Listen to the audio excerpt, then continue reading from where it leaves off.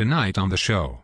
Former vice presidential candidate, former governor of Alaska and current teabagger Sarah Palin. Thank you, Larry. I would just like to say I love America and I am here representing Joe Six-Pack, family values, bubblegum raindrops and anything the far right wants me to say. Alright, let's get down to it. What is your goal in gaining all this attention for yourself? Also, how did this boring, semi-intelligent, housewife from nowhere Alaska jump onto the national scene and gain so much attention? Is it because you say empty phrases that do not really mean anything and basically are a puppet for the extreme right? Well, gee golly gosh darn it.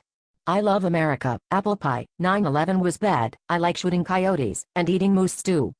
My husband's part 1/10 Eskimo, which makes me multicultural, and I'm proud to be an American. Where at least I know I am free. And Larry, I will not forget the men who died to give that right to me. And I proudly stand up. Alright Sarah, what are you doing now? Quoting the greatest song ever. And did I tell you I am a huge NASCAR fan? I love when those cars go whizzing by. Also, if you eat beef jerky as more than one meal a day, I think you are great. Oh, and please, be careful with your guns around children. Make sure they are fully trained to handle an AK-47 by the time they are 4. Seriously, I'm training Trig right now. Sarah, I have got to tell you that sounds kind of crazy, and this is coming from Larry King. I am the guy who wants to freeze his brain and thaw it out in 200 years when I can have a flying car and teleport myself from place to place.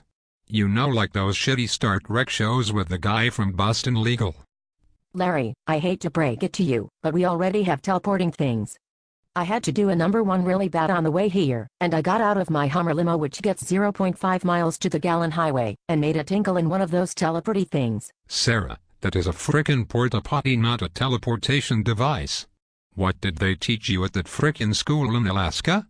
Well, philosophy of moose stew, how to not freeze in -50 below temperatures, how to gut fish, that is an internship, how my husband and I were secretly working to make Alaska its own state separate from the United States of America. Oops. I should not have said that. What I mean was how we could take all the money from the federal government in the stimulus package and use it to make a bridge that goes nowhere.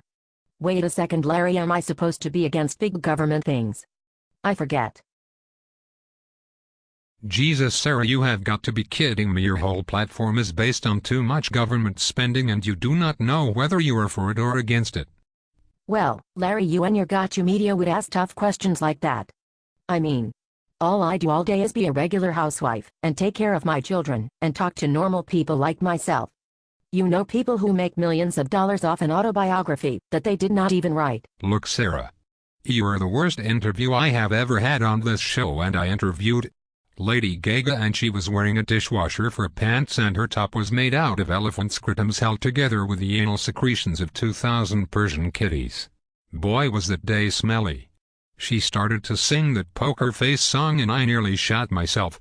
But even all that is better than sitting here listening to you.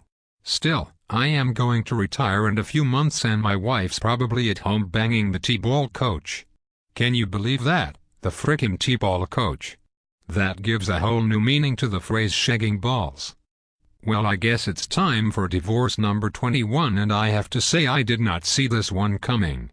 Anyways, since CNN is going to make me retire in a few months, I might ask you a few questions from the public.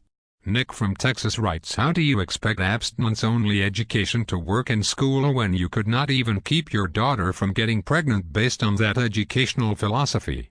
Look, I am not going to drag my daughter into the public spotlight for cheap political points.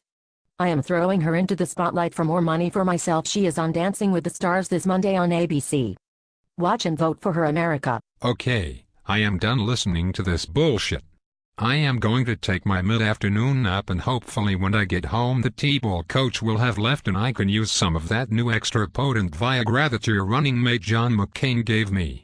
That stuff is so amazing that I could make love to the bearded lady from the circus for at least 20 hours if I don't have a heart attack.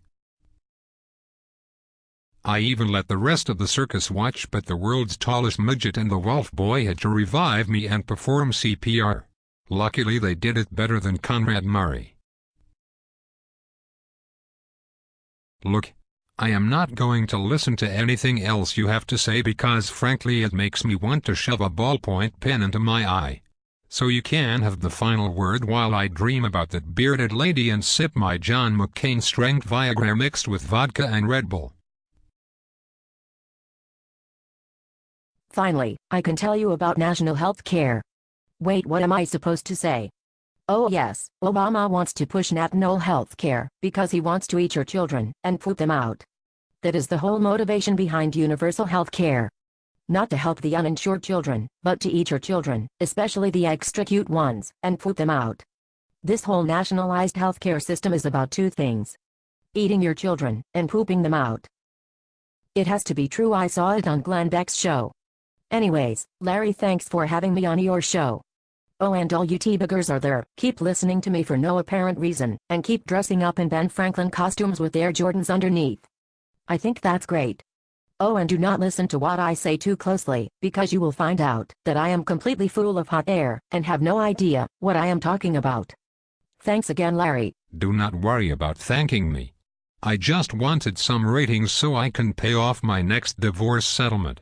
If it were up to me, I would rather talk to Richard Simmons, Ron Jeremy, or Paris Hilton. You know, people who have done something that they deserve to be famous for. I mean the governor of Alaska before you was a polar bear and he filled out his full term. Anyways, Georgina, do not shave that beard, I am coming to see you. And world's tallest midget and alligator man, be ready with a defibrillator. Thank you and good night.